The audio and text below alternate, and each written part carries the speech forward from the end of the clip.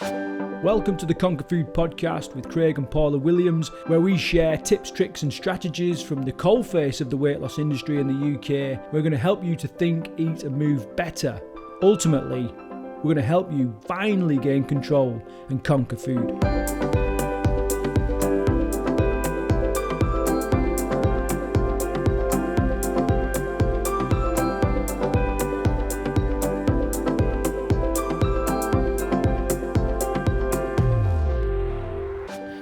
And good morning, food fighters. It's certainly morning where I am right now. I don't know what time you're listening to this, but I've got an amazing guest to chat to today. I'm really excited about this.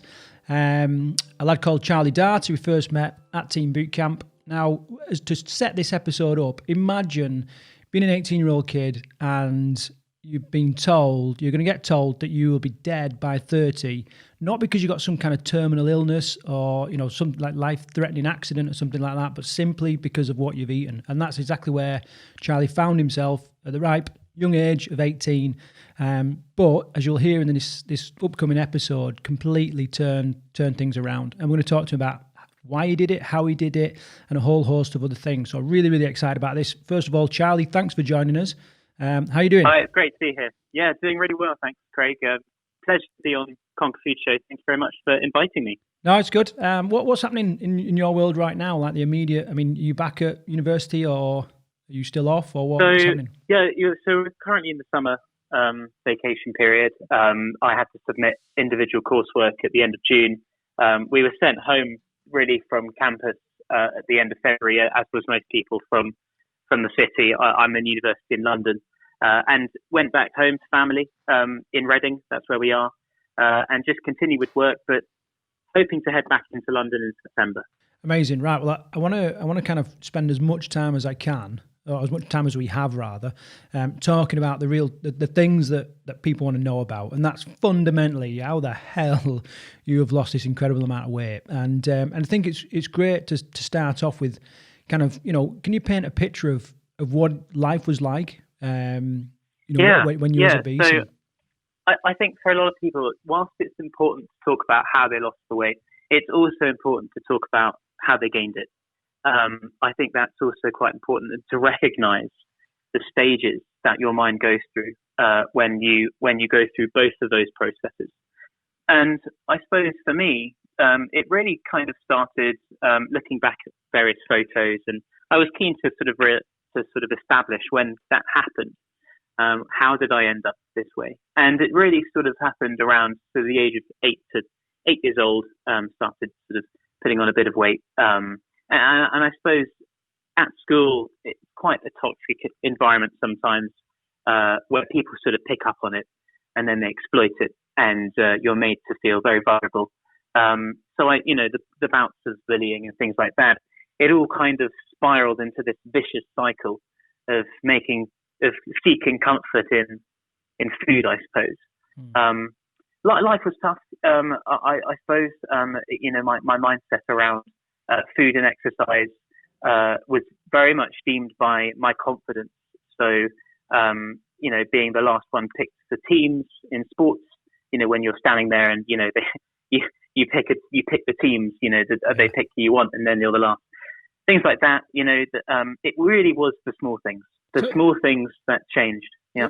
I'm sorry to butt in because you was on a bit of a flow there, but I think I was just really keen to know. But so, was you active? Was you capable? When you came to camp and you trained at camp, you was up there, one of the fittest we've ever had. So yeah, you clearly you've got the ability now. What was it like that as a kid or not? So it kind of wasn't. When I was 13. I joined the Army Cadets and got into shooting and I got into target rifle shooting, and I really enjoyed it because, and a big reason why I enjoyed it was because I've since discovered that this is a bit different now. But actually, back then, I was actually fascinated at the fact that you could lie down and stay still and call it a sport. Yeah. So from then on, I was hooked, really. And I enjoyed the technical aspect of, what it took to hit the middle of the target, and one thing to hit it and then keep hitting the middle as well. And that was what interested me. But actually, a lot of the time, it was more the lying down static that and I've just since discovered that that's changed, where the performance has now been deemed by my fitness, and hence I got on the fitness as the weight loss started happening. But to answer your question, I suppose I had thought about exercising when I went into sixth form. I got into badminton. That really helped. It sort of catalyzed my interest in fitness, I suppose. And from then I realised that actually this might be something that could help the shooting as well. So, and what about sort of family, like your immediate family and your support network when you was big? I mean, would they help? Were they supportive but hindered in some way? Oh no, they were totally supportive. I think a lot of the time, support comes from telling people what they need to hear, not what they want to hear. A lot of the time, people have the wrong perception sometimes about what really support and respect is, and sometimes that can be quite damaging if you don't have the confidence or the psychological safety to recognise that is actually support.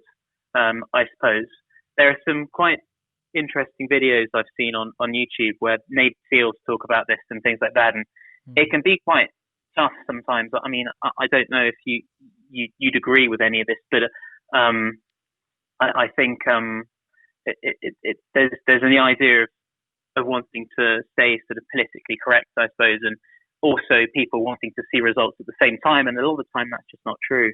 Yeah, no, I do agree, and it's definitely something I experienced when I was in the Marines. It was like cold, hard feedback, and that's the fastest way to grow, and sometimes it cuts deep and it kicks hard, but that quite often, as long as it comes from the right place, I think there's a fine line between bullying and that kind of stuff. But as long as it comes from the right place, big fine line. Yeah, it's needed, and we say that there is no change without honesty, and that honesty, it's not just for yourself, but the people around you as well. The classic, does my bum look big in this? Imagine if you said, well, it doesn't look the greatest. You wouldn't, or you tend not to do that because you don't want to hurt people's feelings. But no, I mean, I would I mean, it's kind of every situation as it comes, really. I mean, obviously, I'm not like that hard hitting. I do have feeling, I do like to think that I do have a good sort of social awareness, and I wouldn't want to damage any friendships or things because I'm saying the wrong things and being too harsh. I mean, that's just not how my mind works either. But one of the things I should point out was I was largely isolated at school because I was at a boarding school. So actually, I was able to make decisions myself. That gave me a lot of independence, which I suppose I sort of exploited, which also didn't help.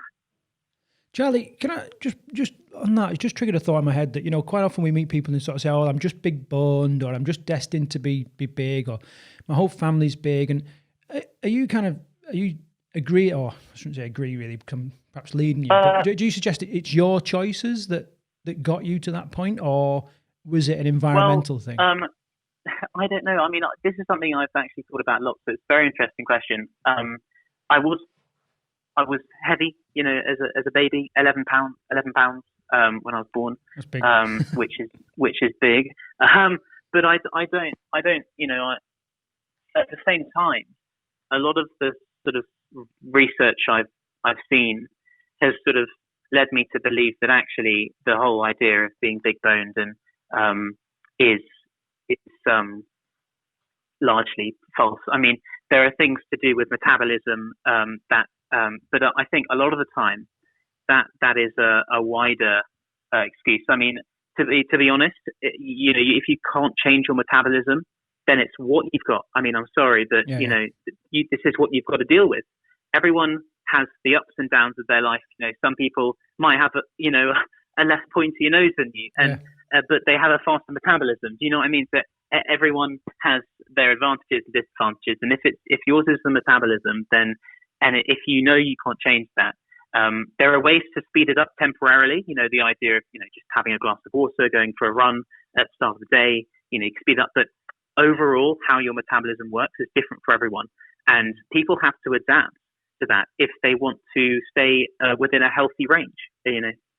Yeah, no, exactly right. I cut you off, and we went down a little bit of a, pulling out some real amazing points. Can we just come back to the story? Yeah, And sure. just and sort of tell me up like how we got to the point where you kind of went to the doctors and they give you this kind of news. So actually, I mean, because I tried to lose weight before, I actually knew I had at that age, I did know more about nutrition than the average person, I like to think. And a lot of the time that I thought that was quite ironic because, here's this, morbidly obese, 42 BMI, 20 stone kid who knows how protein, calories, carbohydrates work. That actually gave me a big head start to know how calories worked because a lot of people rely on MyFitnessPal but never actually learn about food. And I suppose they never learn about, for me, I could probably look at a plate of food and tell you how many calories would it be in it within sort of 100 plus or minus kind of thing. Yeah. But for a lot of people, relying on food and the technology, they don't get the necessary education when they don't have that technology, or for example, stop using it to then carry on. I suppose back to the story. I was 18, final year of school, upper sixth form, and I started to get some chest pain. I was playing badminton, which was really fun, but it was whilst I was playing, a bit of chest pain, bit of uncomfort, and that really started a what's wrong with me searches on the internet, right? And I think everyone's done this and can be guilty for this. Is that they type in, what's wrong with me on Google, and it ends up being some sort of degenerative, terminal disease, and you convince yourself that you're going to die. That really, and whilst, I was doing that, my mental side, so my physical side, I didn't think could be the best it was. But then my mental side, and this is a big thing about weight, is that a lot of it is in your mind as well, and wanting to lose weight. So I was getting some anxiety, and that prompted me to eat even more. So actually, it was a really bad vicious cycle. And I thought, right, let me get the chest sorted out. So we went to the doctors, and as they do, they probably saw me and thought, let's do some general checkups. So we did those, and sort of everything was red, in the red. It wasn't really looking good at all. And then I received, that kind of news that really struck a chord, a deep chord, that had never been struck before, that kind of feeling. And to be so young and feel that way, I thought was, it was tough. And I went through Christmas. We went on holiday, and I sort of I just sort of found myself, in the morning heading to the gym, still eating the same amount, but going to the gym, feeling pretty good. Did a bit of reading. Again, as I said, I'd have that nutrition, that advantage within the nutrition, which I suggest everyone gets, that at least a basic understanding of how food works. Yeah. So I went into the new year with a sort of it wasn't really very clear as to how much weight I'd lose. I wasn't really focused on that. It was more how I was going to do this. So I was taking, one day as it came, and there were two key things I did. They may sound boring, but it was largely the process. Then it was a calorie deficit, and I tracked my food. With the tracking, that was actually done on just Microsoft Word. So all I did was head onto Microsoft Word, just log in what I'd eat, and then a rough estimation of calories. It didn't have to be to 0.4, that kind of thing. It was a rough estimation. And as long as I was happy that I was eating less than I was, then I knew I was moving in the right direction. So that's how it really started. There's a couple of things there. I'd like if we can go a little bit deeper. So a big part of change, or the first step often in change, is awareness. And do you think that tracking the food started to make you more aware? I mean, what were the benefits of tracking? Oh, definitely.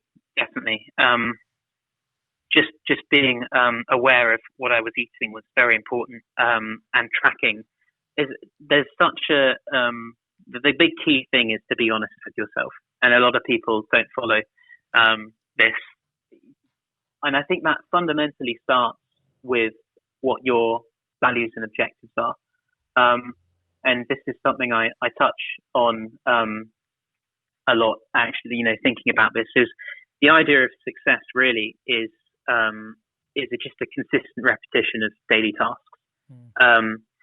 And a lot of people are tied up in their imagination and thinking that they want to lose a certain amount of weight. They're only fixed on the outcome and the imagination.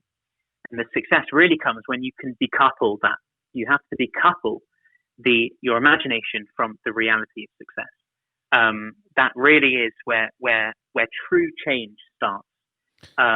Because we're not just talking about change for 2 weeks. You start a new healthy regime, and you feel good, and then 2 weeks, an unexplained life change happens, or you go on holiday for a weekend, and what ends up a bad weekend happens a bad week, and then it's a bad month, and you've ended up putting on more weight than when you started. But actually, the change I'm talking about is the change for the rest of your life, because not only do you want to lose the weight, but you also want to keep it off for the rest of your life. That's the plan. And a lot of people don't think about that. Yeah, they sort of, we often, whenever I hear somebody talk about, oh, I'm doing this, I'm doing this diet, I'm doing this exercise program. A friend of mine said, oh, I'm doing insanity. It's a classic. It's something that you do suggests it's not permanent. It's just temporary. And then, what tends to happen is when they stop doing it, they just resort back to how they were in the past. And sure. What you're kind of talking about there is like you become something. You become somebody who tracked the food and was more aware of what was eating and making better food choices and being more active. Thereby, now you have a completely different result. You have different life because of that. Huge. Yeah. No, I agree with you, and I do think that our relationship with fitness is fundamentally damaged at a societal level. The way things are marketed, the way our relationship with food, it's all, the way it's marketed to us is for all the wrong reasons. And you have to think about, why you're really doing this. And for me, it was, really to save my life. And I think, for me, that was my motivation. I don't want to die, kind of thing. But I mean, I suppose for a lot of people, they're not looking to lose 100 pounds. They're looking to lose 5 or 10 pounds. And to that, I'd ask, really, why do you want to do that? And a lot of people would answer, well, I want to get into the stress. I want to look good for a wedding. And I said, okay, great. Well, have you ever thought about what you'd be doing then to keep that off for the rest of your life? And then they can't come up with an answer. So I suppose my weight fluctuates. If I gain three pounds or lose 3 pounds, I don't mind. It's the fact that I've lost 100 pounds and I'm now within a plus or minus 5 pounds mostly. Yeah. But for a lot of people, it's very temporary lifestyle changes. And the reason why that doesn't work is they're fitting a new set of rules into their old lifestyle, and that's just not sustainable. Yeah, no, exactly. I completely agree. It was interesting that it seemed like you started to do things differently when you went to a different country. And, when we talk about like changing habits and stuff like that, often like moving house, changing job, moving abroad or whatever can have a massive effect in the ability to change habits. Do you think that played a part? Huge. Or, I'm not saying everybody should run out and go on holiday. I completely agree, Craig. So let's look at, perhaps what's just happened over the last few months. Yeah. I mean, we've all been at home. Such a radical change that no one was expecting. And I think people have proven to themselves an agility and adaptability that they never knew they had. And that speaks so much for the power of one's mind and how much it can achieve. Because I'll give you an example. So we actually back into my shooting. We started up a Strava group. I don't know if you've heard of Strava. Yeah. I'm sure a lot of people on this podcast would have heard of Strava and use it. And I actually started running quite a lot over lockdown. And I'm probably running about 50 kilometers a week. It's just because I enjoy it. I mean, I used to run without what was called, naked, not with clothes on, but naked in that I wasn't using any technology. And I started using the Strava group, to support the team and the group. But actually a lot of them, talking to them, just said, well, this has been the best thing for me, this lockdown. There's been a lot of silver linings. I appreciate that this has been a really tough period for a lot of people. But a lot of people have also sought to realize that this period has a lot of silver linings in terms of the lifestyle changes it brings. So people have, and I'm all for this. People have changed their lifestyle because their lifestyle has kind of changed them. It's reciprocal, and people have taken advantage of that, and I applaud that a lot.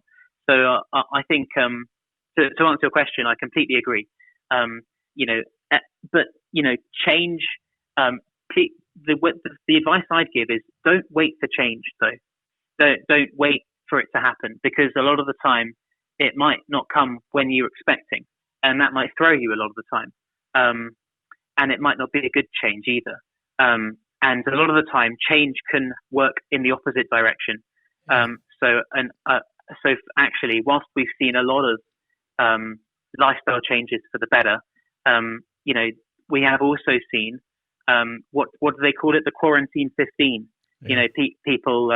And that's also it could be quite tough for a lot of people mentally. And it just goes back to the idea of the way your brain is rewired when it comes to change, and whether you want to embrace that.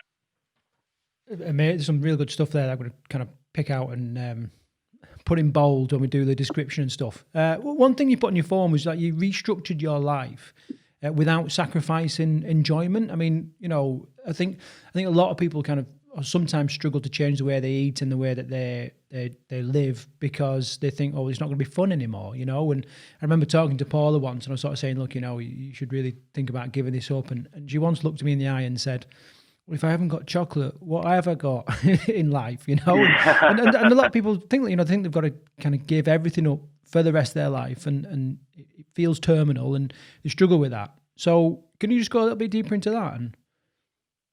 Sure. Yeah, sure. So I'd say for me, I was thinking about, well, why am I eating food? Why am I eating so much food? And there's the idea that on a fundamental level, food keeps us alive on sort of the primal level. And I think this is something that TEAM really work on in their diet, is that food is primal. And I really applaud that. And one of these sort of sayings I've developed is I say fuel for body, taste for mind. So a lot of the time I was thinking the foods I was eating, when I was a lot bigger, and the foods I still eat from time to time. Yeah. They taste nice, and that's great, but they don't give me the necessary nutrition I need. And the idea is that fuel for body, taste for mind. So the taste, you're eating because of the taste, and you're eating to satisfy your mind. Yeah. But what actually might happen is that, say you do a big workout and you need the protein, but you just want to eat a big pizza. Well, I mean, the fuel is for the body. So you need the protein on a fundamental level, essentially to survive, to help your muscles regenerate, regrow. So I say that a lot to myself. But actually, on a wider level, I suppose we eat a lot of the time to make us feel good. And that's what I was eating. And a lot of people are in that mindset, I suppose, at the moment. People who'd want to listen to this would be a lot of the time they want to eat a big burger because it tastes nice. And that is because when you eat those kinds of foods, it releases endorphins in your brain. So for me, it was thinking about ways I could get other endorphins and make myself feel good. Enjoyment is, it's in the endorphins, isn't it? So I thought, well, let me pick exercise that I really enjoy. For me, when I was losing the weight, it was swimming. So I'd head to the pool, do some breaststroke. It wouldn't be strenuous exercise. It would just be exercise that I enjoyed, something that would lift the heart rate, just basic cardio. And I wasn't trying to kill myself in a 60-minute session or do any of that. It was just trying to get another source of endorphins. And I think if people can realize what they enjoy, then, anything. Is it reading? Is it try and pick things that will make you a better person, would be my advice. And then you can isolate those. And then you don't have to seek those endorphins from the food, because you're getting the same endorphins, the same chemicals in your brain are released just by doing something different that will make you into a better and healthier person. So it's like the endorphins are neutral. Like you'll get them, but what triggers them can be different. Yeah. But the thing is, I suppose it's just so easy to grab some out of the fridge or to pick some up at the shop or to drink, a really sugary drink or whatever to trigger those endorphins. What you're saying is a little bit of effort, a few little changes, you can still get the same endorphins, the same enjoyment. It was just triggered in a different way. Yeah. No, I like it. Yeah. So, and then was there? Sorry, you got something else to say on that? No, I was just going to say that. Yeah, no, that's. I mean, I honestly, I agree with that. It was really, and that really was something that I found throughout the process of, because initially there was a sacrifice of enjoyment, and I thought that this isn't. I don't enjoy this at all, and but actually, I found swimming, and you find these things that you enjoy, and then you just have to cling on to them, and not let them go, I suppose. Yeah. So did you have cravings, and did you have like drivers to eat fast food? Yeah. So I think cravings are you can't. A lot of people, you can't avoid them. It's everyone gets them from time to time. And to that, I'd say, well, you've got to satisfy them. So sometimes I do have some chocolate here and there. I'm not going to sit here and say I eat a bit all the right foods. I do enjoy some chocolate. I do enjoy, okay, so to give you an example, but, every day in my weight loss, I had bacon and eggs. Yeah. And a lot of people would think, oh, bacon, I had all the fat. But actually, it's because I was sticking to my calorie deficit. I could only have one egg and one piece of bacon. So whilst a lot, and then there are people on YouTube who have claimed they've lost weight by eating pizza every day. And, honestly, I agree. And I would, I think they can do it. You can lose weight by eating junk. You just can't eat very much of it at all. So it's worth eating for volume if you want to feel full. So, that's why kitting your meals out with big, nice big salads and all these things are great. But at the same time, if you do get cravings, then that's also okay. And what you might find is after a while, your cravings might change. So sometimes, I get a craving for walnut salad or something. Yeah. Just because they've, my brain has been completely rewired in a few 2-year period. So I mean, what's the total weight loss now? I don't know if I've actually told the amount yet. It's about 8 stone. About 8 stone. Over what period of time is that? Well, that was over around 6 months. Yeah. So after that, it was more about building my life, my new life kind of thing, and how I wanted it to restructure. So I do agree with the sort of 80-20 rule. So if you don't know, a lot of people say losing weight is 80% diet, 20% exercise, and when you're maintaining, it switches around. So it's 80% about exercise, 20% about diet. That's true, but I'd also say that if you can educate yourself on how energy works in the body, that's both intake and outtake, input and output, then that is essentially weight maintenance, weight gain, weight loss. That's how it works. The energy you put in and the energy you burn, you have what's called your BMR, your basal metabolic rate, which is if you were to sit in bed all day, it's the amount of calories you burn. And for me, it's about 1,800. And on top of that, I get up, I go for a walk, I move around, I do this and that. And that's probably another maybe 500. So 2,300 calories every day. And if I can eat that amount every day and burn that amount, then it all comes back to zero.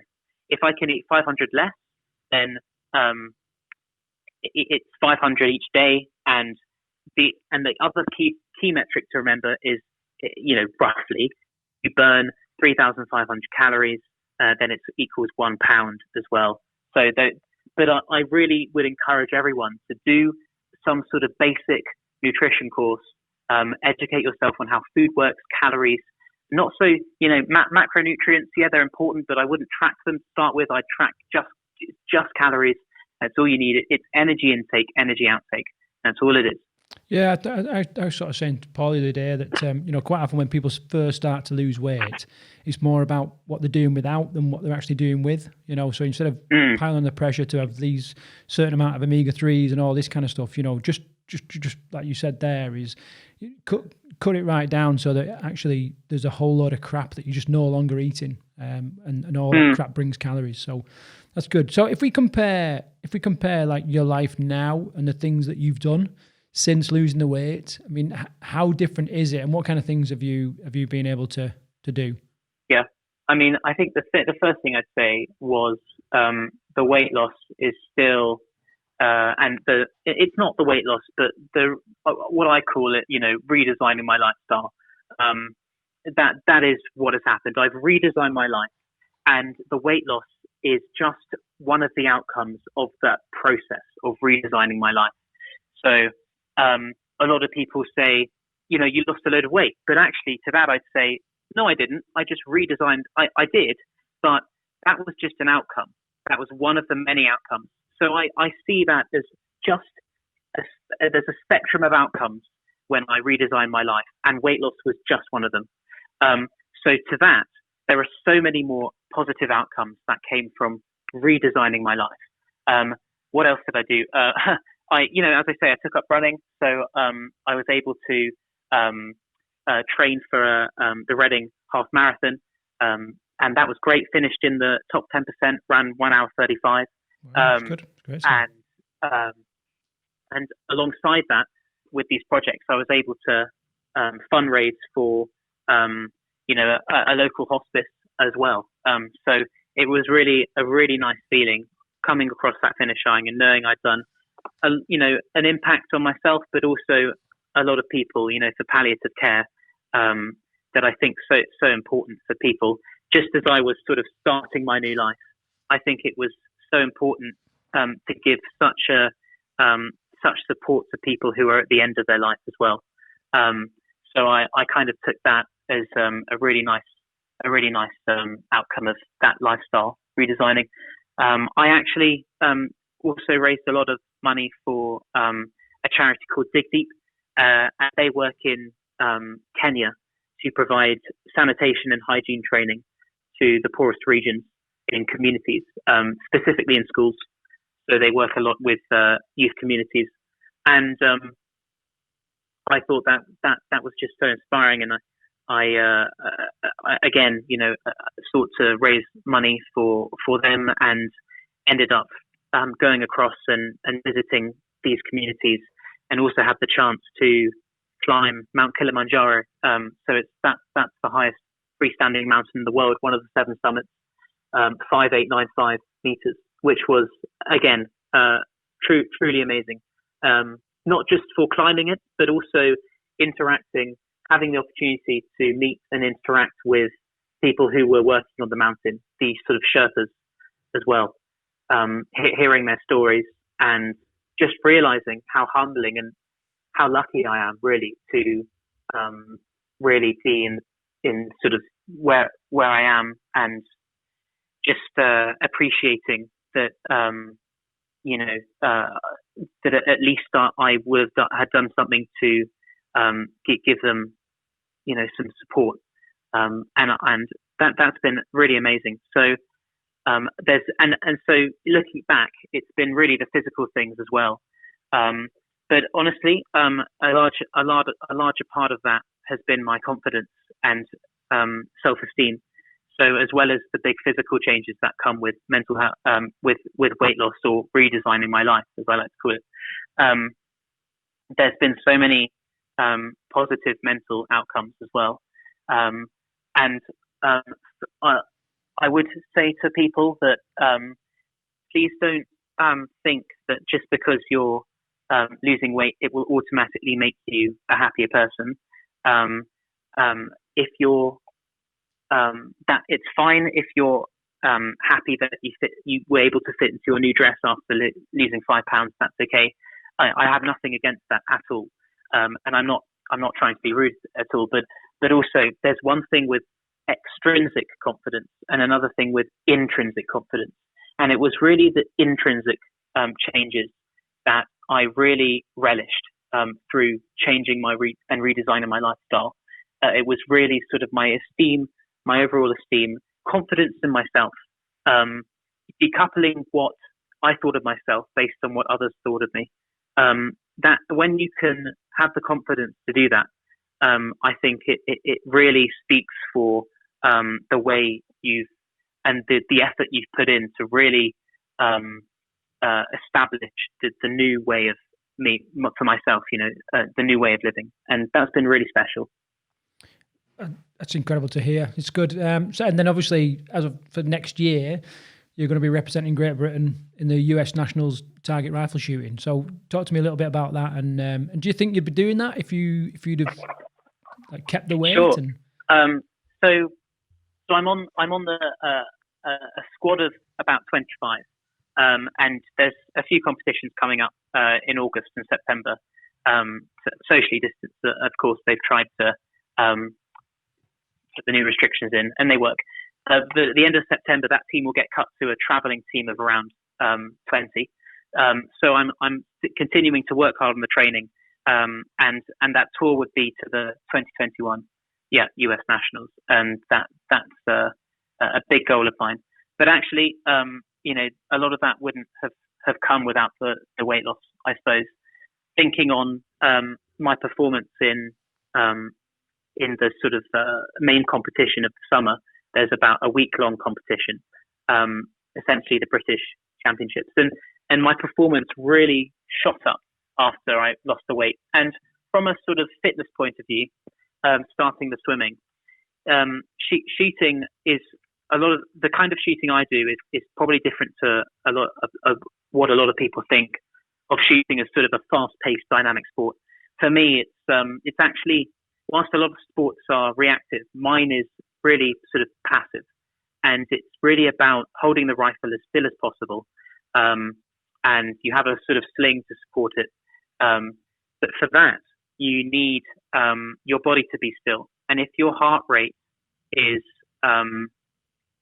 a lot higher, then that can transmit through the sling I talked about and into the rifle. So you're getting extra movement that you can eradicate just by improving your fitness. So that was, and that's sort of a really nice outcome to see my fitness have a direct impact on the shooting. And whilst a lot of people don't think you have to be fit for shooting, I now think it's really important. And that, going back to earlier in our conversation, I started shooting because I didn't think you had to be fit. So it's actually been a nice transition to really realize shooting as sort of more of an athletic discipline. And that's given me a lot of purpose, I suppose.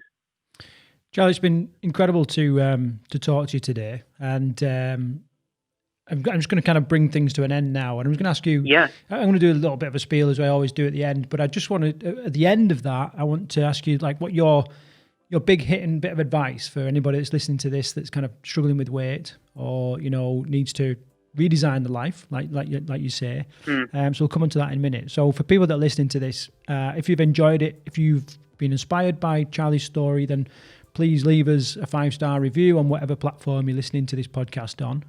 If you've got comments or you've sorry, go on, Charlie. What was that? Sorry. No, I'm just saying if people listening have got comments that they want to share, then they can post in the comment sections on YouTube or anywhere like that. So what would you say to somebody that's listening that is really struggling, really looking to lose weight? What would your big bit of advice be? Yeah.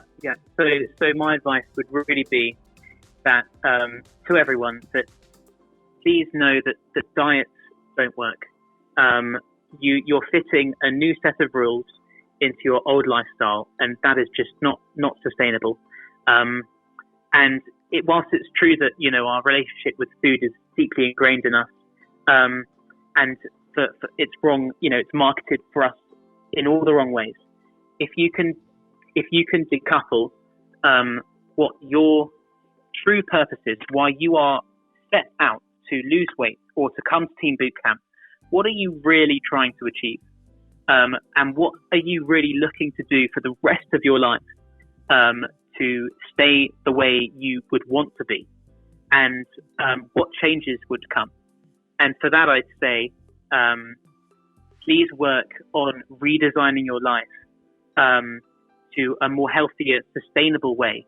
And the outcome, the losing weight, that will just take care of itself. You don't have to worry about that. And you'll find that there are so many more positive outcomes. Losing weight is just one of them. And whilst that's amazing, you'll find that when you redesign your life, you don't focus on the losing weight, the imagination side, you focus on the process. That is when you will truly establish really what success is. And I can tell you here it's a really great thing having got to the end of the weight loss and seeing the pictures, seeing the amazing things. But actually, this is just the start of my journey. It's really the rest of my life, and I'm confident that redesigning your lifestyle is the way forward. Thanks very much, Craig. No, thanks you, Charlie. I mean, like I said, you was a memorable boot camper when you came to Team, and you've definitely been a memorable guest on the podcast as well. So thanks for sharing everything, all the nuggets of information. It's definitely going to help other people. So we're going to jump off now. Craig, and then we'll brilliant. Craig, it's been a pleasure. Thank you very much for having me here. Thank you. Bye.